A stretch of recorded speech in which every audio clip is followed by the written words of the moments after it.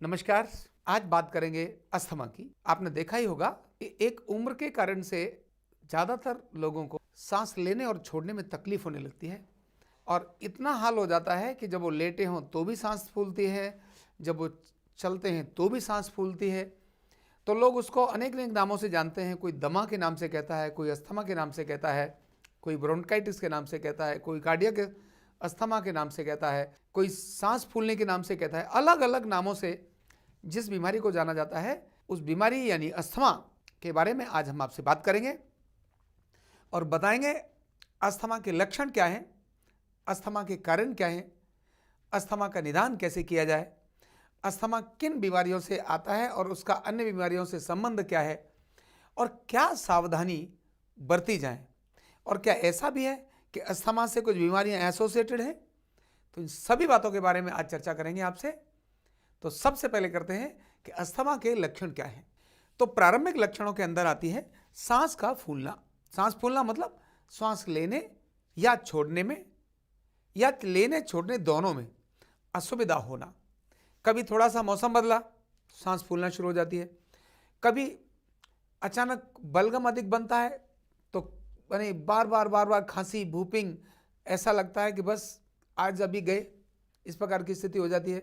कभी सूखी खांसी इतनी ज़्यादा हो जाती है और कभी कभी तो ये हाल हो जाता है कि सुबह और शाम व्यक्ति का जीना बहुत मुश्किल हो जाता है, इतनी सांस की तकलीफ हो जाती है। और थोड़ा मौसम बदला, मौसम बदलते ही चेस्ट कंजेशन हो जाएगी, यानी जब देखो तब सांस लेने की तकलीफ हो जाती है। और थोड़ा चलेंगे तो चलने में सांस फूल जाएगी, 2 कदम सीढ़ी चढ़े नहीं कि सांस फूल गई, और थोड़ा सा व्यायाम करने के लिए चले तो सांस फूल गई। इवन खाना खाने बैठे, थोड़ा ज़्यादा खाना खा लिया तो सांस फूल गई। और कभी कभी तो खाली पेट है और थोड़ा एसिड बना तो सांस फूल गई। थोड़ी सी टेंशन हुई तो सांस लेने की हालत खराब। यानी इस प्रकार अनेक सारे लक्षण अस्थमा के मिलते हैं। और खासकर बच्चों में, जो आजकल तो जिस प्रकार का सारा युग है, इस युग के अंदर बच्चों में भी अस्थमा का बहुत बड़ा प्रतिशत, अगर मैं खासकर दिल्ली की बात करूं तो मेडिकल मतलब जो आंकड़े हैं वो कहते हैं कि मोर देन 30% बच्चों को अस्थमेटिक प्रॉब्लम्स हैं। ये जब रेशो हो, इसका मतलब है अस्थमा कोई सामान्य बीमारी न होकर के एक जर्नल डिजीज के रूप में हमारे सामने प्रकट हो रही है। तो ऐसे अनेक सारे सिम्टम्स अस्थमा के ये मिलते हैं। अस्थमा के लक्षण क्या है? तो लक्षणों की जब चर्चा करें, नहीं तो लक्षण तो हमने बताए, सिम्टम्स बताए, तो अभी अस्थमा के कारण क्या है, कारण की हम चर्चा करें तो अनेक सारे कारण ये जानकारी में आते हैं। जैसे सबसे पहला कारण है एलर्जी। अभी एलर्जी धूल से एलर्जी भी हो सकती है, यानी बाहरी कारण उसमें देखें तो धूल, उससे एलर्जी हो सकती है। थोड़ी सी शाम को धूल उड़ती है, सांस फूलना शुरू हो जाता है, तो बंद घर के अंदर रहना पड़ता है। धुएं से एलर्जी होती है, पराग से एलर्जी होती है, यानी जो भी हम इनहेल करते हैं, ऐसी अनेक सारी चीज़ें, उनको इनहेल करते समय यानी श्वास लेने में जो हमारे पार्टिकल्स जाते हैं, तत्व जाते हैं, उसके कारण से तुरंत सांस फूलना शुरू हो जाती है। और ब्रोंकीज हमारी वो या तो श्रिंक होना शुरू हो जाती है या वो इन्फ्लेम होना शुरू हो जाती हैं, सांस लेने की तकलीफ होना शुरू हो जाती है। ऐसे ही मौसम बदलने के साथ साथ में कुछ ऐसी चीज़ें जिनको खाने से, जैसे जितने अन्न हैं, कुछ लोगों को देखा होगा उनको गेहूं से एलर्जी है। अभी गेहूं खाया कि तुरंत सांस फूल जाती है। दूध से एलर्जी होती है। एक ही दूध ऐसा है जो एलर्जी नहीं करता, और वो है देसी गाय का दूध। बाकी गाय के दूध और देसी गाय के दूध में जमीन आसमान का फर्क है। गाय का दूध एलर्जी कर सकता है पर देसी गाय का दूध एलर्जी नहीं करता, लेकिन तो भी दूध से एलर्जी हो सकती है। कुछ लोगों को तले हुए से एलर्जी हो सकती है, मैदा से एलर्जी हो सकती है। तो ऐसी अनेक खाने पीने की चीज़ें हैं, इनसे भी एलर्जी हो सकती है। कुछ दवाइयाँ ऐसी हैं जिनके साइड इफेक्ट के कारण से व्यक्ति को अस्थमा की कंडीशन बन जाती है। बहुत बार प्रेगनेंसी के अंदर भी अस्थमा की कंडीशन बन जाती है। लेकिन हाँ, ये जो एलर्जी वाला पार्ट है, बच्चों में खासकर ये एलर्जी का पार्ट अधिक होता है, या फिर आनुवंशिक कारणों से भी अस्थमा आता है। पिताजी को था, दादा को था, माँ को था, नानी को था, उनमें आनुवंशिक कारणों से भी अस्थमेटिक प्रॉब्लम आती है। और अभी अनुवांशिक कारणों के अलावा भी, जैसे प्रेगनेंसी मैंने बताया, तो 2 बड़े कारण आते हैं। उनमें से एक है एलर्जी और दूसरा है मानसिक भावनात्मक चिंता, तनाव। कभी कभी एक फीवर आता है, उसके कारण भी ये अस्थमेटिक प्रॉब्लम्स डेवलप हो जाती है। तनाव इनमें से बहुत बड़ा कारण है। अगर बचपन में अस्थमा नहीं हुआ, सांस फूलने की तकलीफ नहीं हुई, और 20 साल के बाद सांस की तकलीफ हो रही है, इसका मतलब है इसमें बहुत बड़ा पार्ट तनाव का है, हमारे विचारों का है, स्ट्रेस का है, डिप्रेशन का है। क्यों? सांस लेने में जो तकलीफ हो रही है, थोड़ी सी चिंता हुई कि सांस लेने में तकलीफ होना शुरू हो गई, तो बड़ा कारण ऐसा है। तो ऐसे अनेक सारे कारण उसमें आते हैं। इसको हम 2 पार्ट में डिवाइड कर लेते हैं। एक पार्ट हो गया जो एलर्जी के कारण है या इस प्रकार के भावनात्मक कारण से है, लेकिन ऑर्गन्स के कारण भी आता है, जिनमें से एक है हार्ट के कारण आना। तो अन्य को हम ब्रोंकाइटिस अस्थमा बोल सकते हैं, लेकिन इसको हम कार्डियक अस्थमा बोलेंगे। और क्योंकि सबका ट्रीटमेंट अलग अलग है, इसीलिए उनको जानना बहुत जरूरी है। वैसे मेडिकल साइंस का जो कहना है वो इस प्रकार का है कि भाई एक प्राइमरी अस्थमा, एक सेकेंडरी अस्थमा। तो प्राइमरी अस्थमा के कोई सिम्टम्स समझ में नहीं आते, मतलब प्राइमरी अस्थमा के कोई कारण समझ नहीं आते, लेकिन सेकेंडरी अस्थमा के जो मैंने जितने सारे कारण बताए, वो कहते हैं सेकेंडरी अस्थमा का तो ये है, लेकिन प्राइमरी अस्थमा का हमको इसके बारे में कुछ पता नहीं। लेकिन हाँ, ध्यान रखना, अस्थमा का न्यूरोथेरेपी कहती है कि 2 जो उसके पार्ट डिवाइड करने चाहिए। एक है जो लंग्स की एल्वोलाइज को, या तो वो एल्वोलाइज श्रिंक हो गई हैं और श्रिंक होकर के सांस जब अंदर लेना चाहते हैं तो वो पूरी खुलती नहीं है।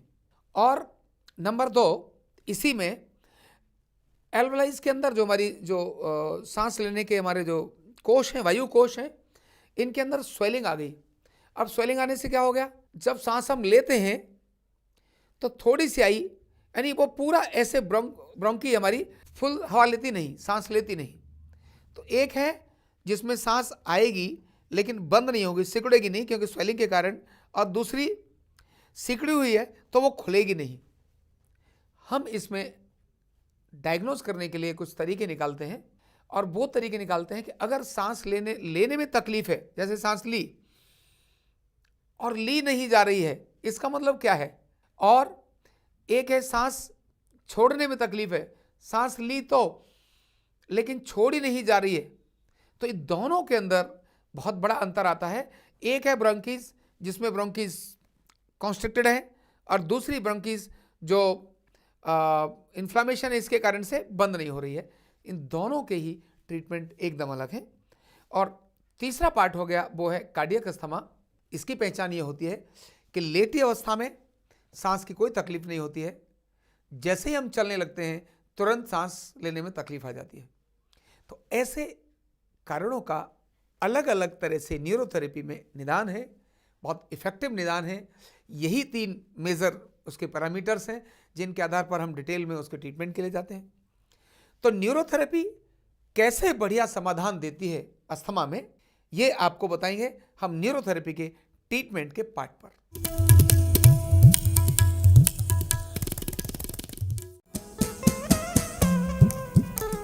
अब मैं आपको बताऊंगा पॉइंट्स।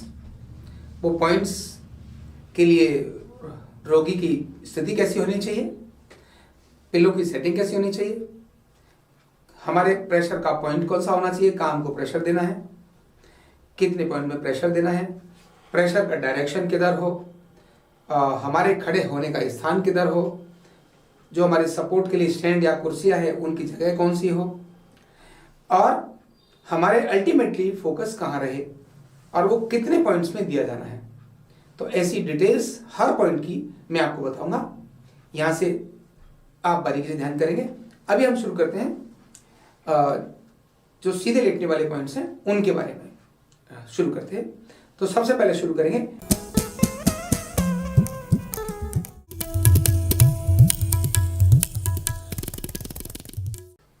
पॉइंट नंबर LU2, रोगी को उल्टा लेटाना। नीचे 1.5 पिलो सेट करना, पहले एक पिलो लगाना, उसके बाद ओवरलैप करते हुए दूसरा पिलो लगाना, दोनों हाथों को इस पोजीशन में लेटाना और चिन आगे वाले आधे पिलो पर रहनी चाहिए, जिससे कि चेस्ट का उभार और ये स्पाइन की शेप इस प्रकार की बन जाए। इसके बाद में जो हमारा राइट शोल्डर है, राइट शोल्डर पर और लेफ्ट शोल्डर पर सबसे पहले ट्रीटमेंट को लेफ्ट शोल्डर पर अप्लाई करना, क्योंकि लेफ्ट से ही न्यूरोथेरेपी शुरू करते हैं। तो कैसे देना, शोल्डर पर हल्का सा कपड़े को नीचे पकड़ते हुए शोल्डर पर आगे की तरफ ऐसे रबिंग करनी है और यह 3:1 है। 3 बार रब करेंगे तो 1 गिना जाएगा, 3 बार रब करेंगे तो 1 गिना जाएगा। तो देखिए कैसे 1 2 3 1 2 3 दोनों तरफ इस तरह से ट्रीटमेंट देना है।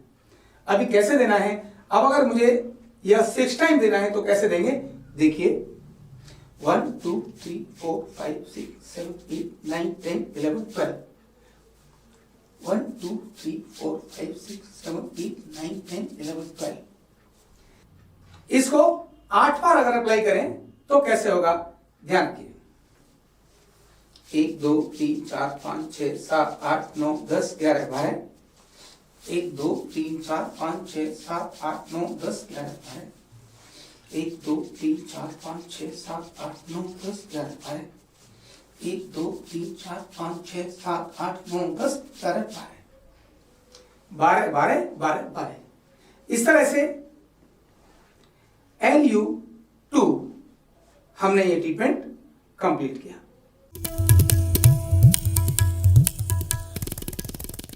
पॉइंट है LU3 कैसे देते हैं, देखिए रोगी को उल्टा लेटाना, उल्टा लेटाने के बाद 1.5 पिलो सेट करना, यानी पहले एक पिलो लगाना, दूसरा उसके ऊपर आधा ओवरलैप करते हुए लगाना और चिन आगे छोटे वाले आगे वाले आधे पर चिन लेटाना लगाना और इस प्रकार रोगी को लेटाना। दोनों हाथों की पोजीशन ऐसी, और हम पास में देने वाला बिल्कुल पास में बैठ जाए। किसी भी मुद्रा में बैठ सकता है, आवश्यक नहीं इसी मुद्रा में बैठे। ट्रीटमेंट देने का स्थान है जो हमारा सर्वाइकल का एरिया है, तो T1 से लेकर शोल्डर ब्लेड पर नीचे, शोल्डर्स पर नीचे स्लिप करना है हमको। अब कैसे होगा, यह 1:1 के रेशो में होगा, 1:1 और ये दोनों हाथों से होगा। देखिए कैसे, यहां ऐसे हाथ किया 1 2 एंड 3, ये मैंने 3 बार दिया। अगर एक बार देना है तो 1, केवल इस प्रकार से देना है तो 1 बार होगा। अब मैं 4 बार LU3 अप्लाई करता हूं, देखिए कैसे 1 2 3 एंड 4, यानी मैंने इधर से नीचे उतारा और इधर से दोनों हाथों को ऐसे नीचे उतारा। इस प्रकार नेक पर झटका ना लगे और उंगली से दोनों हाथों से करना है, इसीलिए समान प्रेशर जाए, इतना हमको ध्यान रखना है। तो ये था पॉइंट LU3।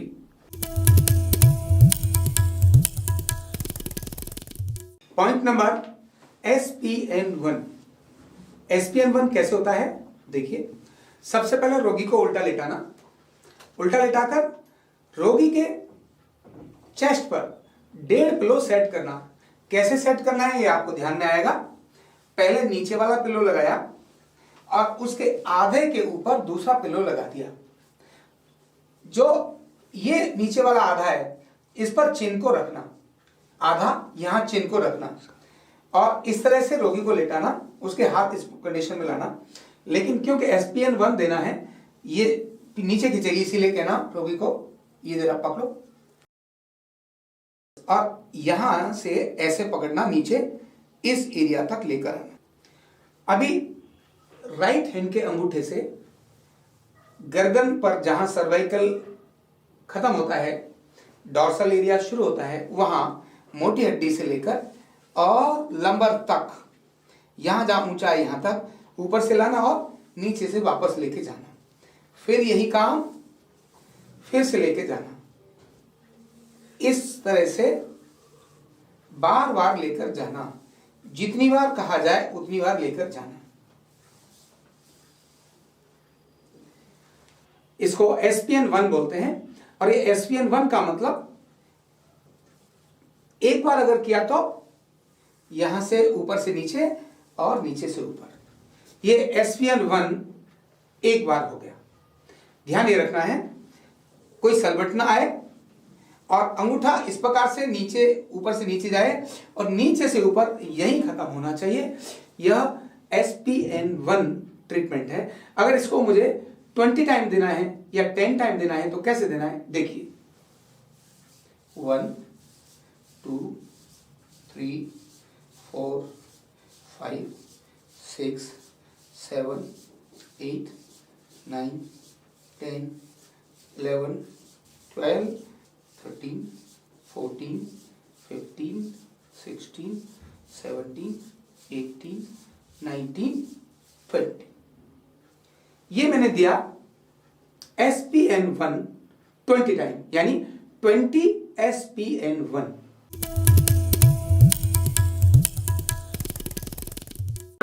SPN2 कैसे देते हैं देखिए, रोगी को उल्टा लेटाकर 1.5 पिलो सेट करना, यानी पहले एक पिलो, उसके आधे पर दूसरा पिलो, और चिन जो आधा है अगले वाला उस पर रहनी चाहिए।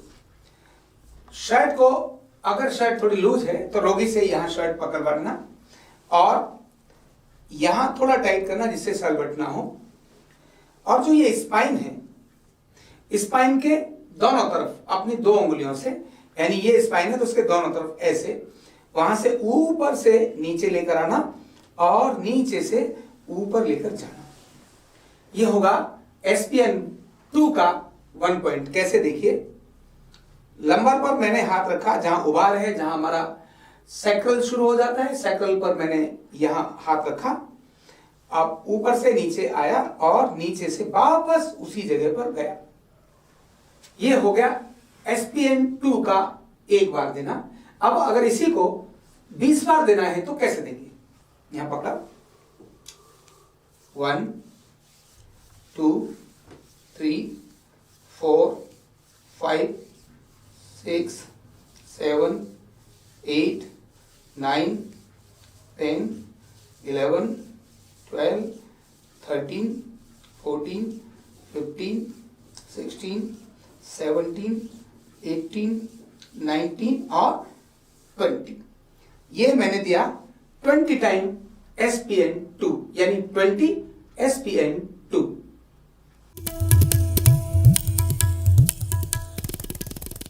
पॉइंट का नाम है SPN3। कैसे करते हैं देखते हैं।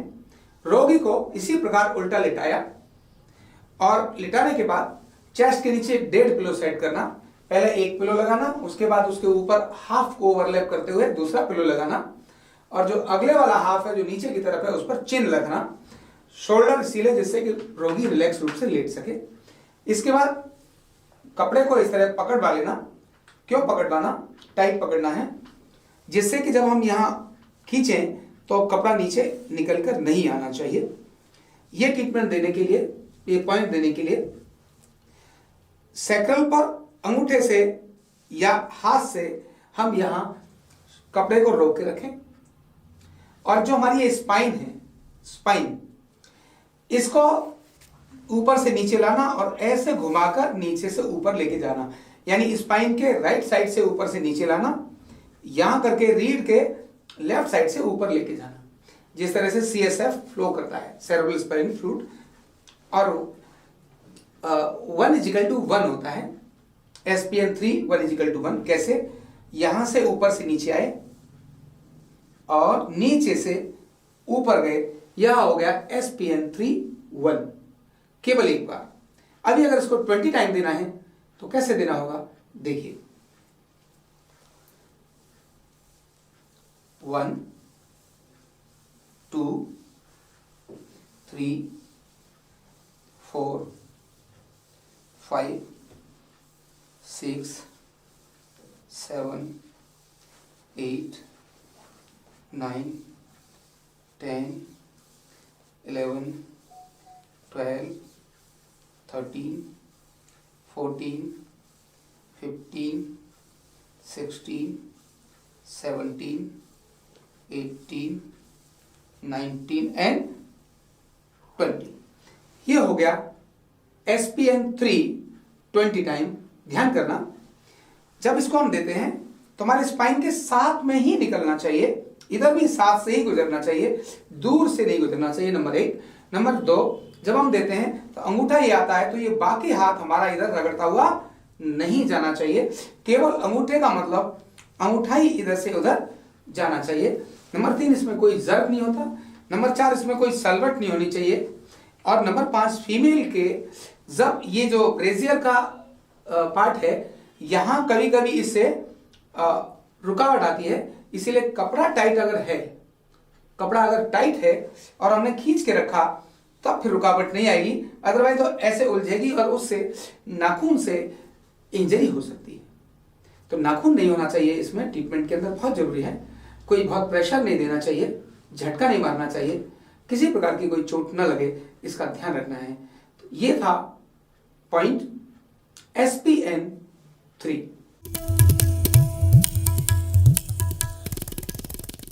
पॉइंट LU1 यानी लंग्स को स्टिमुलेट करने का एक तरीका, लेकिन शुरुआत कहां से करनी है? लेफ्ट साइड शुरू करनी है। न्यूरोथेरेपी का कोई भी ट्रीटमेंट शुरू करने के लिए लेफ्ट से ही शुरू किया जाता है।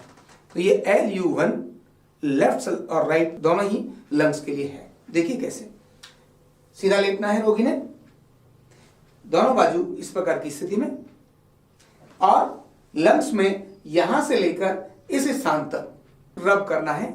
मैंने इस कपड़े को हल्का यहां पकड़ा, सलबट नहीं आनी चाहिए। 1 2 3 4 5 6 7 8 9 10 11 12, ऊपर से नीचे 1 2 3 4 5 6 7 8 9 10 11 12।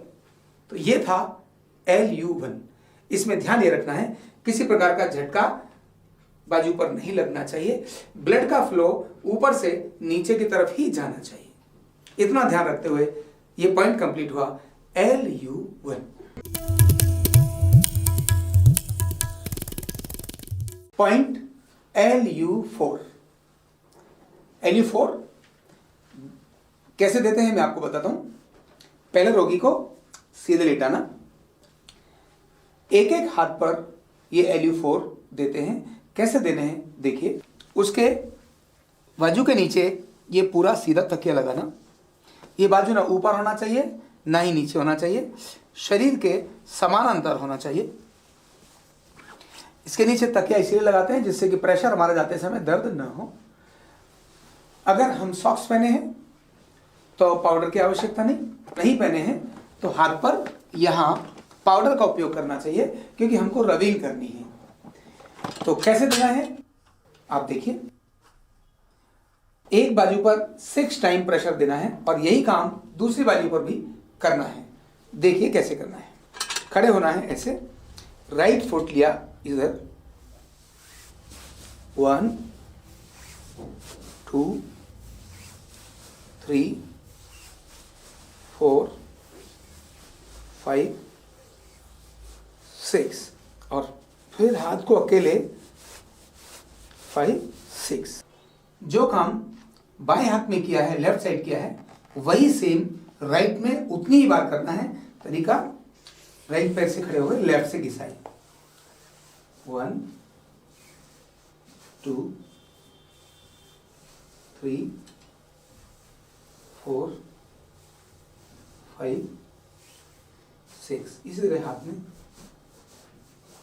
5 6। ये हो गया LU4। इसमें ध्यान रखने की बात यह है, अगर पैर में सॉक्स नहीं है तो टेल्को पाउडर का उपयोग करना चाहिए। और कोई शर्ट वगैरह पहने हैं या कोई फुल आस्तीन का कोई भी ड्रेस है तो उस समय पाउडर का उपयोग की जरूरत नहीं है।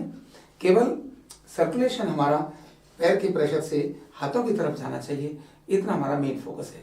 लेकिन बिना किसी बीच में घर्षण के कोई चीज़ हमारा नहीं है ऐसा जो स्किन को रगड़ने से बचाए, तो रैशेस भी आ सकते हैं, स्किन पर निशान पड़ सकते हैं। इसीलिए देते समय इस बात की सावधानी जरूर रखें। ये पॉइंट था LU4। अब आता है विषय कि अस्थमा हो गया, क्या सावधानी रखें। क्या प्रिकॉशन रखें? तो ध्यान करना, बच्चों में अस्थमा का कारण जिस कारणों की चर्चा मैंने की उससे हटकर कारण है। अगर मां को प्रेगनेंसी में अस्थमेटिक प्रॉब्लम रही है तो बच्चे को अस्थमा की संभावना अधिक है। अगर बच्चे डिलीवरी हुई और डिलीवरी के समय बच्चे को कंटिन्यू निमोनिया बनता है तो भी अस्थमा जगता है, तब भी अस्थमा होता है। ध्यान करना, सावधानी रखने के लिए इन सब रूट कॉज पर जाना पड़ेगा। अगर बच्चे को, छोटा बच्चा है तो निमोनिया नहीं होने देना। जैसे उसका जुकाम बिगड़ा तुरंत उसको अनेक सारे तरीके हैं। छाती पर उसको आप घासलेट लगाइए, जिसको हम वनस्पति घी बोलते हैं, मिट्टी का तेल लगाइए, बाम लगाइए, हल्का सा थोड़ा ये नाक के इस पार्ट पर बाम लगाइए, मतलब उसको अस्थमा की कंडीशन में जाने से पहले बचा लीजिए। फिर जो बच्चे ऐसे हैं जिनको बहुत जल्दी सर्दी जुकाम होता है, जिनकी इम्यूनिटी कमज़ोर है, उनके लिए सुबह और शाम सिर ढककर रहना चाहिए। सुबह शाम नंगे पैर नहीं घूमना चाहिए। बिस्तर से उतरते समय पैर जमीन पर रखा जब, तो नंगे पैर जमीन पर नहीं रखना है, चप्पल पर पैर रखना है। बड़ा शौक होता है बच्चे को आइसक्रीम खाने का। ध्यान करना, अगर आइसक्रीम खाने की बहुत इच्छा है तो जिन दिनों में सर्दी जुकाम का उसके ऊपर प्रभाव है मत खिलाना। और हाँ, अगर खिलाना है और जुकाम नहीं है लेकिन खिलाना है तो रात को गलती से भी मत खिलाना, और खाना खाने के बाद तो बिल्कुल भी नहीं। खिलाना भी है तो खाने से पहले खिला दो, आइसक्रीम खिला दो। अगर आदत बाद में खाना खाने के आइसक्रीम खाने की है तो उस बच्चे को अस्थमा होने से कोई रोक नहीं सकता। तो आइसक्रीम, ठंडी चीज़ों को रात को अवॉइड करें। फ्रिज के निकले हुए डायरेक्ट पानी को ना प्रयोग करें। अभी गर्मी में आ रहे थे, गर्म था और हमने पानी पी लिया ठंडा, ये हमारे लंग्स को नुकसान करता है, हमारी इम्यूनिटी को डाउन करता है। तो इसीलिए सुबह और शाम की चीज़ों को बदलना। तनाव को कम करना, तनाव भी बहुत बड़ा कारण है जिससे हमको बचना चाहिए। खाने पीने की चीज़ों में कुछ ऐसी चीज़ें हैं जो बहुत उपयोगी हैं, जैसे गाजर का रस अस्थमा के रोगी के लिए, पालक का रस बहुत अच्छा है, अस्थमा के रोगी के लिए बहुत ही अच्छा है। तो ऐसी जो थोड़ी तीखी खट्टी चीज़ें हैं, नहीं खट्टी नहीं, कड़वी चीज़ें हैं, ऐसी जो टेस्ट में अच्छी नहीं है, अस्थमा के रोगी के लिए बहुत उपयोगी है। तो वो चीज़ें उसको अधिक खानी चाहिए। अजवाइन का प्रयोग करना चाहिए, मेथी का प्रयोग करना चाहिए, यानी गर्म चीज़ों का उपयोग उसको करना चाहिए, लेकिन देखकर वो डाइजेस्ट कर पा रहा है कि नहीं कर पा रहा है। अगर एसिड रिफ्लेक्शंस के कारण से अस्थमा आ रहा है, एसिड के कारण बन रहा है, एसिडिटी के कारण बन रहा है, तो एसिडिटी का निदान करना चाहिए जिससे कि अस्थमा ठीक हो जाए। और साथ ही कुछ चीज़ें मैं बताता हूं जो बच्चों को और बड़ों को और अस्थमा के रोगियों को जरूर देनी चाहिए। तो 6 किशमिश या 8 किशमिश, 1 अंजीर, 2 खजूर, तो 8 किशमिश, 1 अंजीर, 2 खजूर, 4 मुनक्के और 1 चम्मच शहद। अगर सर्दियां हैं तो रात को किशमिश को मत भिगाओ तो भी चलेगा, अदरवाइज तो भिगो करके, गर्मियां हैं तो भिगो करके रूटीन में खाने का क्रम बच्चे के डाल देना चाहिए, बड़ों को भी डाल देना चाहिए। इससे इम्यूनिटी भी बढ़ती है और इससे लंग्स की पावर भी बढ़ती है और अनेक सारी बीमारियां इससे निकल जाती हैं। और न्यूरोथेरेपी का ट्रीटमेंट इसमें बहुत उपयोगी है। ध्यान करना, केवल लंग्स अकेले बीमारी लेकर नहीं आते। अब जब लंग्स की बीमारी होती है तो और भी एसोसिएटेड अनेक सारी बीमारियां आती हैं, क्योंकि अस्थमा ऑक्सीजन की कमी सारे शरीर में होने की संकेत को प्रकट करता है और ऑक्सीजन की कमी अनेक सारे रोगों को पैदा करती है। तो इसीलिए अस्थमा से पाएं हम निजात, न्यूरोथेरेपी द्वारा करें उसका परमानेंट सॉल्यूशन, सावधानी रखें, उपचार लें। तो आज मैंने आपको बात की अस्थमा की। आरोग्य पीठ का यह मिशन है कि लोग जागृत रहें, बीमारी से बचें। बीमारी हो गई है तो सावधानी रखें, फिर ट्रीटमेंट लें, और नहीं तो घर में सीखें, ट्रेनिंग लें और खुद ही अपने घर के अंदर समाधान करें।